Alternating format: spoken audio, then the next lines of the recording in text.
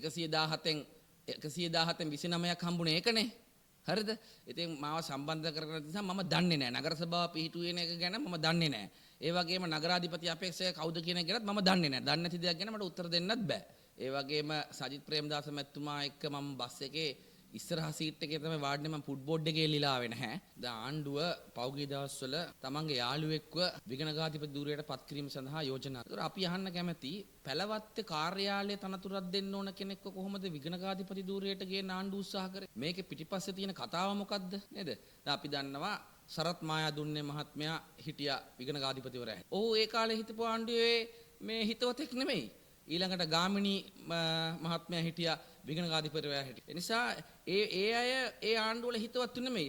ඇයි වර්තමාන ආණ්ඩුව තමන්ගේ හිතවත්තුන්ව තනතුරු වලට පත් කරන්න උත්සාහ කරන්නේ? විශේෂයෙන්ම විගණකාධිපති වගේ තනතුරක් කියන්නේ අතිශය ප්‍රබල තනතුරක්. මොකද රටේ මූල්‍ය පරිපාලනයේ විගණනය වෙන ස්ථානය තමයි විගණකාධිපති තනතුර. ඒ නිසා අපිට සැකයක් තියෙනවා විශේෂයෙන්ම පහුගිය කාලේ දැන් බහාලුම් 323ක් මේ එකපාරට පිට කරලා දැම්මා. ඔබතුමන්ලා ඔක්කොම දන්නවා. ඒක ගැන පාර්ලිමේන්තුවට වාර්තාවක් ඉදිරිපත් වෙනවා කිව්වා. ඒක ඉදිරිපත් කරේ නැහැ. ඊළඟට ජනාධිපති ලේකම් කාර්යාලයෙන් වෙන්දේසි කරපු වාහන සම්බන්ධව කරපු තක්සේරුව පිළිබඳව සමාජය තුළ යම් මතවාදයක් තියෙනවා. මේවා විගණනයට ලක් විය යුතු දේවල්. ඒ වගේම විදුලි බල මණ්ඩලය බිලියන 18ක පාඩුවක් ලැබුවේ කොහොමද?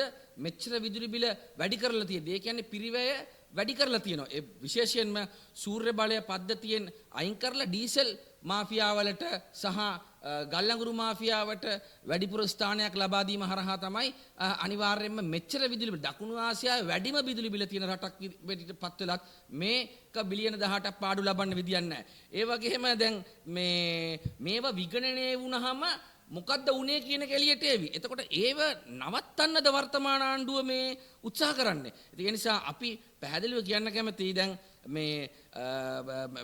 මේ වගේව වහලා ජනතාවට කොලේ වහලා වැඩ කරන්න ආණ්ඩුවට කිසිසේත්ම හැකියාවක් නැහැ. මොකද මේ ඔක්කොම එළියට එනවා. ඒ නිසා අපි පැහැදිලිව කියන්න කැමතියි සිස්ටම් චේන්ජ් එක කියලා කියන්නේ යාළුවන්ව මේ තනතුරටපත් කරන එක නෙමෙයි. දැන් ඒක හරියට දැන් තමන්ට උදව් කරපු ව්‍යාපාරිකයන්ව ආණ්ඩුවේ අධ්‍යක්ෂ මණ්ඩලවල මේ යාළුවෝ හැටියට පත් කරනවා වගේ වැඩක්. ඉතින් මට එහෙම නම් තොගයක් කියාගෙන යන්න පුළුවන්. මං හිතන්නේ ඒක මේ අවශ්‍යතාවයක් නැහැ. අනිත් එක තමයි අපි කියන්න ඕනේ දැන් මේ ආණ්ඩුව IMF පදේට නටන්නේ නැහැ කියපු ආණ්ඩුව අන්න දැන් ඡන්දේ වුණාන් පස්සේ තව 118කින් විදුලි බිල වැඩි කරන්න යනවා.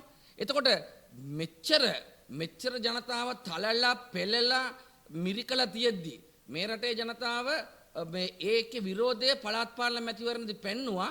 මේ ලක්ෂ 23ක් ඡන්දේ නොදී ආණ්ඩුවේ ඡන්ද සංඛ්‍යාව 143ට අඩු කරලා පෙන්නවා.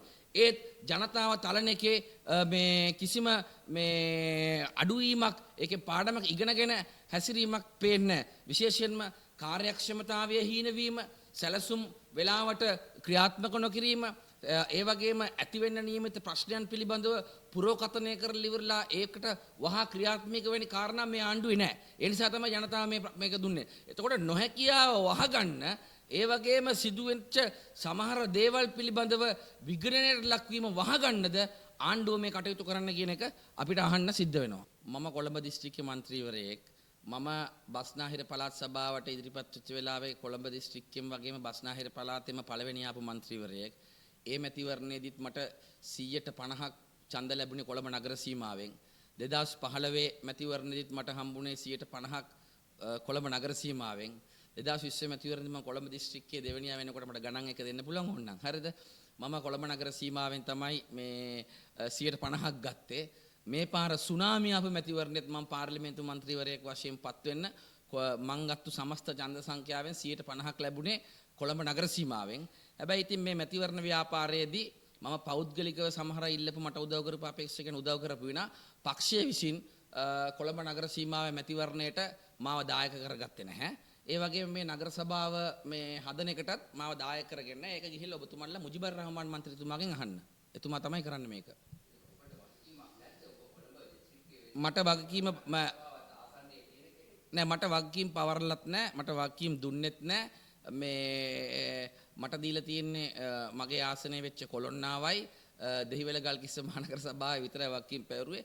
මම 150ක් කොළඹ නගරයෙන් ඡන්ද ගත්තට මාව සම්බන්ධ වෙලා නැහැ. ඉතින් 117න් 117න් 29ක් හම්බුනේ ඒකනේ. හරිද? ඉතින් මාව සම්බන්ධ කරගෙන නිසා මම දන්නේ නැහැ. නගර සභාව පිහිටුවේ එක ගැන මම දන්නේ නැහැ. ඒ වගේම නගරාධිපති අපේක්ෂක කවුද කියන එක ගැනත් මම දන්නේ නැහැ. දන්නේ නැති දෙයක් ගැන මට උත්තර දෙන්නත් බෑ. නෑ දැන් පක්ෂයේ වගකීම් පවරන්න බෑ. නිකන් තනියම වගකීම් කරලා දා ගන්න බෑනේ. මම දන්නේ නැති දේ ගැන ඔබතුමා අහන්න මේ කොටිකාවත්ත ගැන කොළොන්නාව ගැන දෙයිවල ගල් කිසි කෙනෙක් මම උත්තර දෙන්නම්. ඔව් දැන් මට ඡන්ද දීපු අය වගේම මට උදව් කරපු කොළඹ නගර සභාවට ඉල්ලපු අපේක්ෂකයන්ව ජයග්‍රහණය කරන්න පෞද්ගලික මට්ටමින් මම වැඩ කරා. උපරිම කැපවීම කරා. සමහර අය ජයග්‍රහණය කරලා තියෙනවා. හරිද? ඒ ටික මම කරා. නමුත් ඒ ආසන පහ තුල දැන් මැද කොළඹ නම් മന്ത്രിවරයෙක් ඉන්නවා. ඉතුරු ආසනවල මන්ත්‍රීවරයෙක් නැහැ. ඉතින් ඒකේ මට වකීමක් පවරලා නැතුව මම කොහොමද ඔබතුමාට උත්තර දෙන්නේ? දන්නේ නැතුව. ඔව් ඉතින් ඒ එක එක්කෙනා කියන ගොසිප් කතන්දර වශයෙන් මට නිල පිළිතුරක් දෙන්න බෑනේ. මොකද මේක පක්ෂේ නිල මාධ්‍ය හමුවක් මම ඇත්ත කිව්වේ.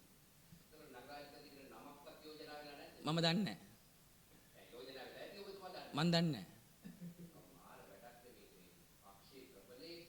මම පක්ෂයේ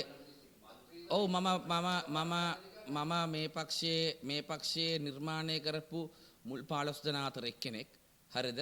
ඒ වගේම සජිත් ප්‍රේමදාස මැතිතුමා එක්ක මම බස් එකේ ඉස්සරහා සීට් එකේ තමයි වාඩිනේ. මම ෆුට්බෝල් එකේ එල්ලලා ආවේ නැහැ. හරිද? මේ ඒ වගේම මේ පක්ෂේ නියෝජ්‍ය ජාතික සංවිධායක මම. ඒ වගේම මේ පක්ෂයේ කළමනාකරණ කමිටුවේ සමාජිකයෙක් මම. හැබැයි මම දන්නේ නැහැ. ඒ සම්බන්ධව මට වකීමක් පැවරෙන්නේ නැති හින්දා මම දන්නේ නැහැ කියන්නේ.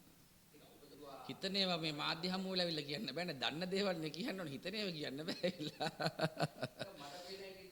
உயர்கல்வித்துறையில் 15 வருடங்களை நிறைவு செய்த பம்பலப்பிட்டிய அமேசான் காலேஜ் அண்ட் கேம்பஸில் புதிய வகுப்புகள் ஆரம்பம். முன்பள்ளி ஆசிரியர் பயிற்சி நெறி, உளவியலும் உளவளத்துணையும், கணனி, ஆங்கிலம் மற்றும் முகாமைத்துவ பாடநெறிகளுடன் HND, டிகிரி, மாஸ்டர்ஸ் வரையான பாடநெறிகள் இலங்கை பல்கலைக்கழக மானியங்கள் ஆணைக்குழுவினால் அங்கீகரிக்கப்பட்டு கல்வி அமைச்சின் கீழ் 3ஆம் நிலை தொழிற்கல்வி ஆணைக்குழுவினால் பதியப்பட்ட அமேசான் காலேஜ் அண்ட் கேம்பஸ். மேலதிக விவரங்களுக்கு 0765 204 604 www.amazoncollege.lk